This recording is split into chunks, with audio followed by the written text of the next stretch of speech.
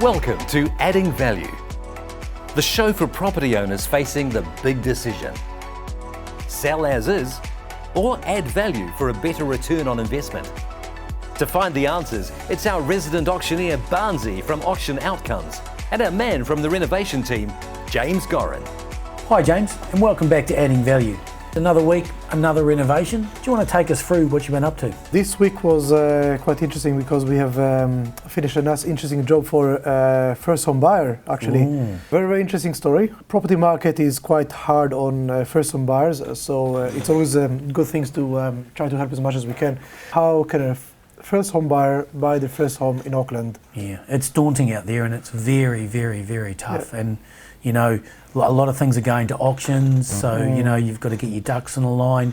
You know, the banks are under pressure because they're loaning a lot of money and sometimes they're slow to respond, and you know, if you don't get pre-approval, you can't bid at an auction. Yeah. So it is really tough on first home buyers, and you know, in the auction rooms it's really quite sad at times. You see them and they feel very beaten down, but you know, it's great to get somebody on the property ladder and having them stop paying rent and, you know, feeling like they've got their own first home.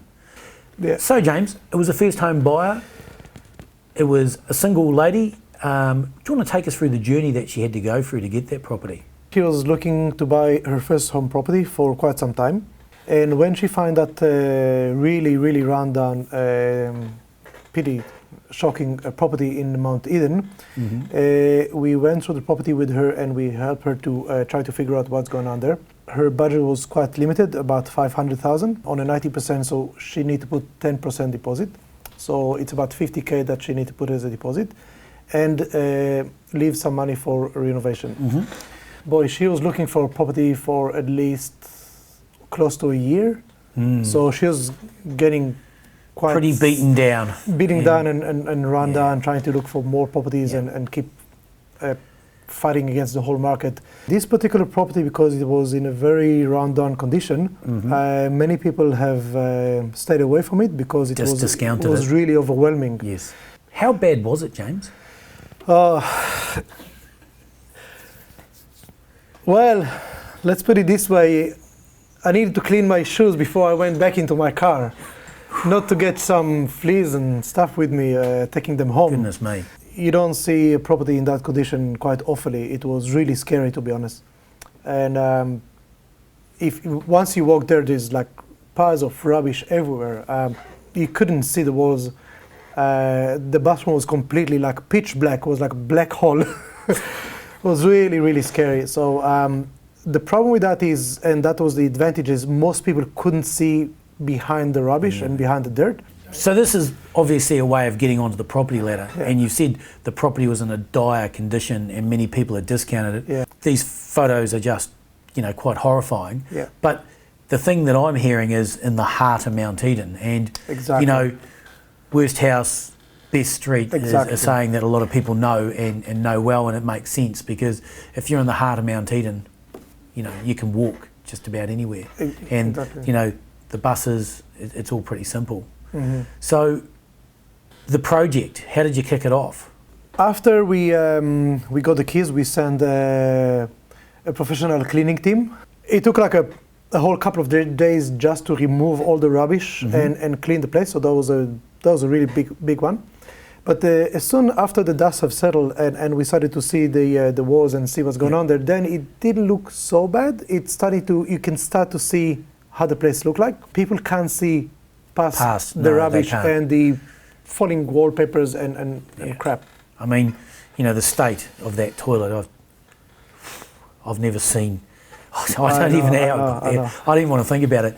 But hopefully our viewers have had dinner and won't be feeling unwell. So 2 days of a commercial, like hazmat suit kind of type of clean to get it to where, you know, the renovation team could safely enter the property. We work up a plan, so we got Ross involved just to discuss about some layout options, because one thing that was quite weird about this one is that the access to the toilet was through the bedroom. and that was the main bathroom toilet of the property. Unusual having the entry to the main bathroom, so the bedroom. If it's a 2-bedroom place and she's a first home buyer, she'll be looking to get a flatmate in. And Exactly. I've got to be honest, I don't know if I'd be that comfortable lying in bed and my flatmate's wandering past me to go Yeah. in the middle of the night. Yeah, you're sitting down there knocking and someone's knocking on the door. Excuse me, I'm just going to the toilet here for a second. It's like, oh shit. Yes, there's Exactly. So what was the time frame of the project and what was your budget that you were given by Maria? Yeah, so the budget of what we have estimated and we built the whole program was about 60K. And the duration was about 5.5 weeks. That was from start to stop, ripping the whole thing apart, bathroom, toilets, everything, massive reset. So it was almost a rebirthing of the property. Exactly, yeah. It wasn't a particularly big property, but I mean, it needed a lot doing to it. Yeah, it's a 50 square meter, 2 bedrooms, 1 bathroom, 1 kitchen.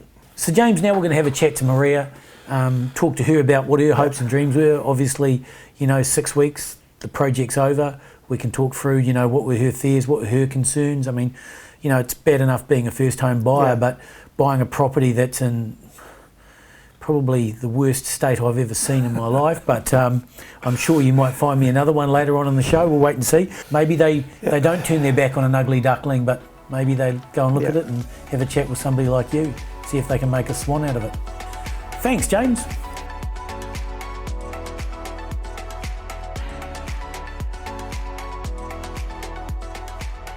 And now we have the pleasure of Maria, the owner of the property, and she's going to talk us through her journey to getting on the property ladder. So Maria, thank you for coming to Adding Value. Really appreciate you giving up your time. James has shown us some amazing photos. Well, amazing's one word for them. Shocking might be another. And your leap of faith into the property ladder was quite a big one, wasn't it? Why was it important for you to get on that property ladder? Well, I did wanted to get a house to have for myself and also for my family to have a place to live in case they decide to come and move to New Zealand and stay.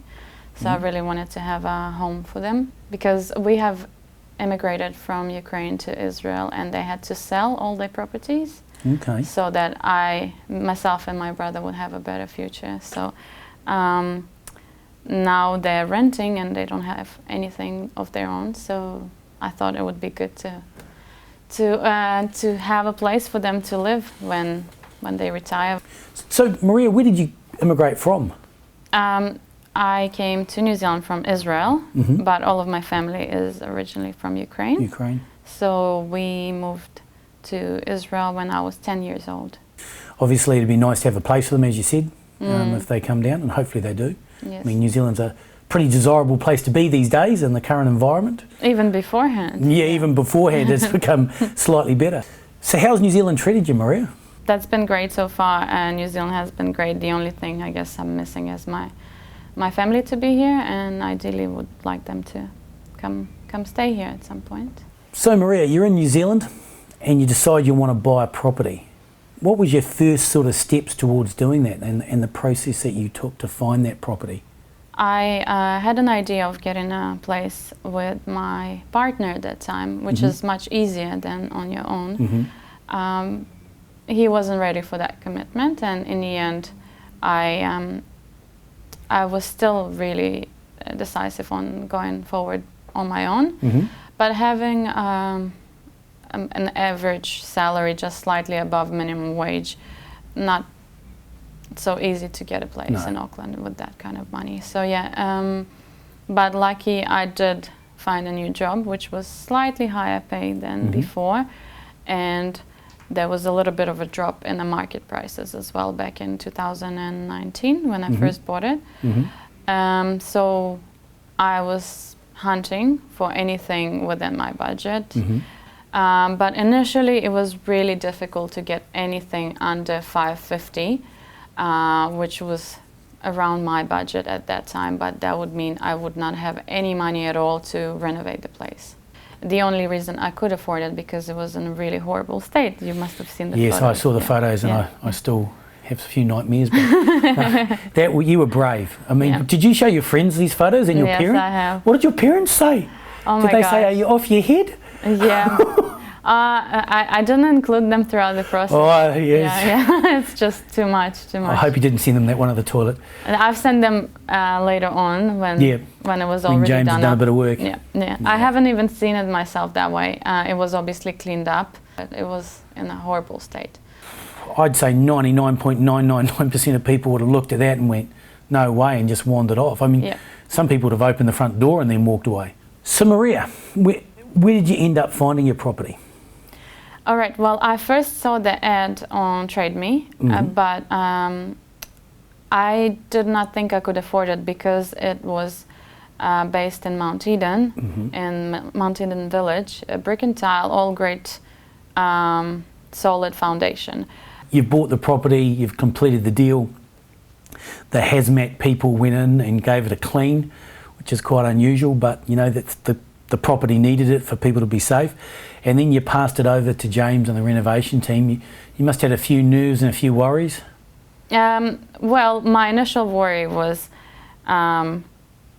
before we even put an offer through, whether this kind of a place had been a pea factory or something, if someone did math in there. So my agent and I we came just before we put an offer through, and we did a test, a home test. That was one of the concerns, and that came out negative. But even that, James has confirmed that with the right kind of cleaning and renovation, you could just get sorted, so I shouldn't worry. And in terms of building, I did not have any concerns because I trusted the team that they'll do a great job. We've consulted on some of the things that I had personal preference on. The carpets I wanted, the tiles I wanted, these kind of the paint color, all of my personal preferences were taken into consideration. But I haven't had worries about renovation process because I knew I was in good hands. And my requests were heard. James insisted on having a shower, but I've insisted on having a bath, which is adds value too. So yeah, that's always good, especially if young children, because one day you may or may not sell it, or you might rent it. Well, thanks, Maria. We're going to get onto this job and get it finished, and then come back and get your thoughts on it.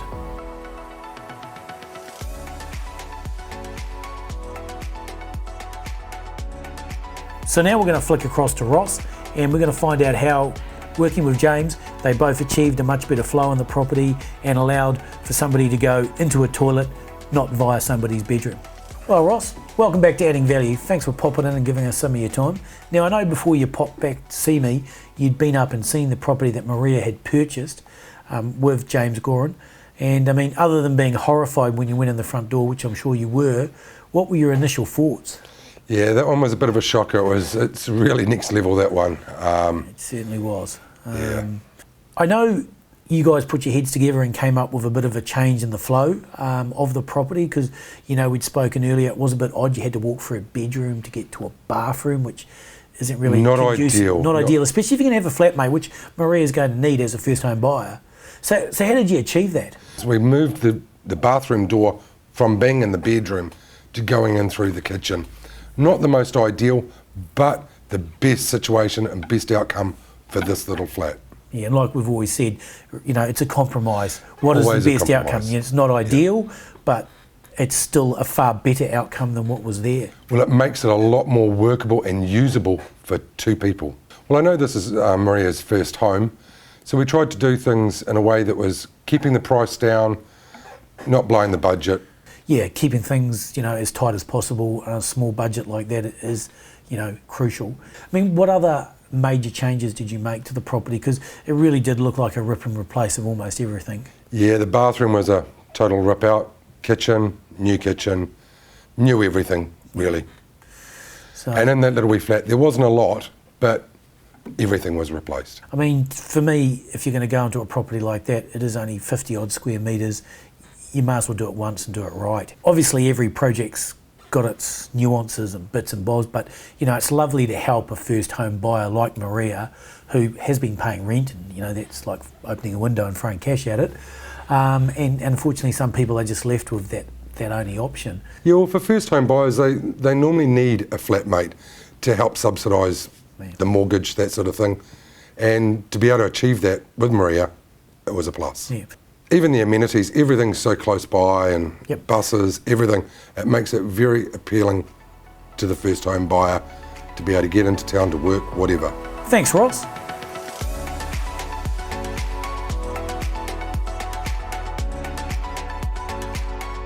So James, you and Ross got together, came up with a floor plan that made sense, from what I can see. How did the project flow? Yeah, it was good. A few challenges along the way. We had a wall that we needed to open up from the bathroom to another section, the kitchen. So that's what we seen in the diagram just now. And every time you open up a wall, there's always surprises because you never really know what's inside of the No. wall. This is a concrete slab, and when you form a concrete slab, sometimes you have pipes or power or things going through the concrete. So when we open up the area that we need to have the doors that link between the kitchen, living room and the bathroom, we actually find a few water pipes going through the concrete that are just in the wrong location, and you can't just cut them off because we need them. So we end up tweaking the design and moving the door a little bit to this side, tweaking the size of the kitchen a little bit on that side, and try to play with the measurements by doing a custom-made kitchen cabinets to move things around so we can just fit the door between items without disturbing the water feed pipes that comes through the concrete. So a bit fiddly, but we managed to find a solution. Yeah, that's the thing with renovations. You never know what's quite behind that wall. The builder seldomly rings you with good news. They normally go, have you got a minute to talk? And then you go, what have you found?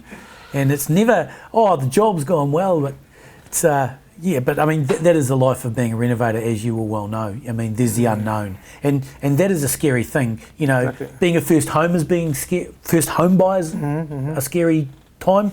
Buying the house is scary, and then entering into a renovation. But I mean, luckily for Marie, she had the renovation team behind her who, you know, knew what they were doing and can cope with it, because sometimes, you know, people open up walls and they're just left with, you know, I'm not sure what we're going to do here. But, you know, experience is what people want, and that's what they get with you guys. So, the question again, on time and on budget, James? Yeah, all was good. And it looked pretty much like a brand new unit at the end of it, from what I can see. Totally. I always love the way people wander in the door and say Maria's lucky. She's not lucky. She took a gamble. Yeah. She bought an ugly duckling. You know, you turned it into the swan. And there was a bit of work and a bit of nervousness from her part. But, you know, I always think, you know, the harder you work, the luckier you get. And that's what Maria has done in this situation with you guys. Yeah, well done on her. Very well done. With Maria, when did she start to actually realise that she was going to get something quite special back from you guys? Oh, yeah. At the beginning, she was so scared and not sure what she bought and if it's going to look all right. And yeah, there was lots of time that we need to just, you know, talk her through it and cool her down. Calm her down. I think that after the demolition and when we started to build some walls and the new lab have been formed, and when she kind of started to see how it all looks like, and we started to close the walls, because if you don't have any jibs, you have all the frames and bits and pieces, it looks weird. I think that the actual moment is after the place is getting painted and you can see the walls and you can see the layout, then it's starting to remind you of a house.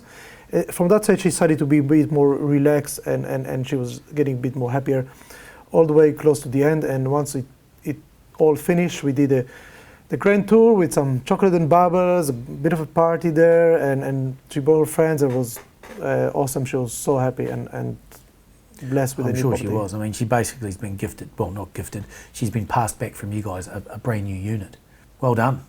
So let's get back to Maria and have a chat and see just how excited she is with her brand new 2-bedroom, refurbished, renovated property in the heart of Mount Eden.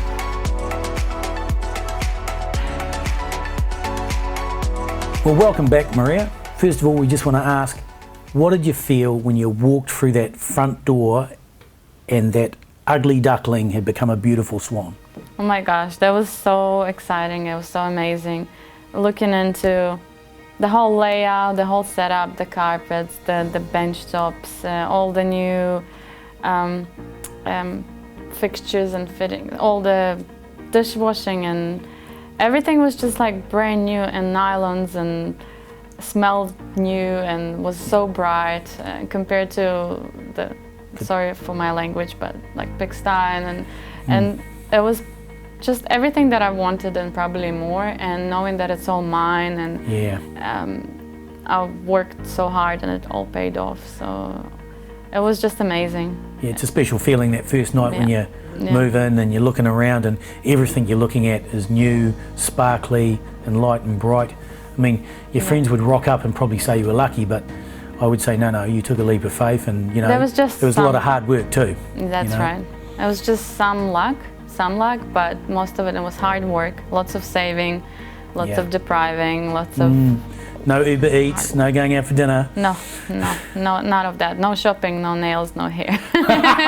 None of that. And yeah, it all paid off, all this saving and all this looking through ads, going to open homes. And you're in that fantastic area of Mount Eden, so not only have you got a sensational house that's basically brand new from the inside out, you're in one of the best locations, I'd imagine, in Auckland. That's true. So, walking distance to places when you can afford to go out and get your nails done and something to eat. Yeah, that's true. It's amazing. And like even a few months later, sitting in my beautifully brand new renovated place, here in an auction underneath me, for a unit underneath me that is not brand new renovated, being sold for over 100,000 than what I've paid for mine. It's like, wow, ching ching. Yeah, it's adding value, as we say, and you certainly have done that. Yes, definitely. So Maria, renovating is always fraught with danger and the unknown. What advice would you give people that are looking at whether they want to renovate or whether they want to sell as is? Any advice for them? I would definitely recommend renovating. It will add a lot of value. Sometimes it's just a cosmetic renovation, but even then will be taking you further in terms of selling it to potential clients. A lot of people are visual beings, and they wouldn't go for something like an ugly duckling like I did. But just changing some blinds or just adding some fixtures or some new lights, any of the tiny changes that you could make to make the place more presentable. Sometimes a lot of it is carpet. I personally will go into someone's house, see pink or some old color faded carpet. It'll take away. It's just a turn off a bit. So Maria, we chatted earlier about you sending photos back to your family in Israel and the current state of the property. What was their reaction when they saw what had turned out and transpired and how it was finished? Oh yeah, I'm the hero. A lot of my friends here and back home as well just think, wow, I can't believe you've gone and done it. Wow, well done. And they just, some of them taking inspiration and starting looking themselves as well. Good stuff. My parents are very proud. A lot of my friends very proud too, and some of them jealous in a good way. Some of them are starting to look themselves, and nothing went wrong really. If anything needed to be changed, I just call or text or send through. We send each other colors, tiles, carpets, measurements, prices, and it was fantastic, and it worked exactly how I wanted, even better. And the final product was great. If I was one of your relatives back in Israel and I saw the beginning photos and I saw the after photos, I'd be thinking you photoshopped it. I'd be going, this isn't the same property. It can't be the same property, because it was such a difference. I mean, looked like a horror scene. It did look like part of a horror movie. Yeah, that's a very good description. And you love in Mount Eden? I do. During lockdown was great, going Cornwall Park, Mount Eden. It's great, it's safe, lots of food options. Well, thanks again for coming in, Maria. That was fantastic, and it's exciting and it's fun to see somebody getting onto the property ladder as you have. You did it a different way to most, but I really admire that bravery, and well done. And as we discussed, it's better than paying rent. You've got yourself a great property, got yourself in a great area. I don't see you be looking back for a while. You'll probably be looking for your next adventure. But thanks again. Thank you for having me. Thanks so much. Our pleasure. I appreciate it.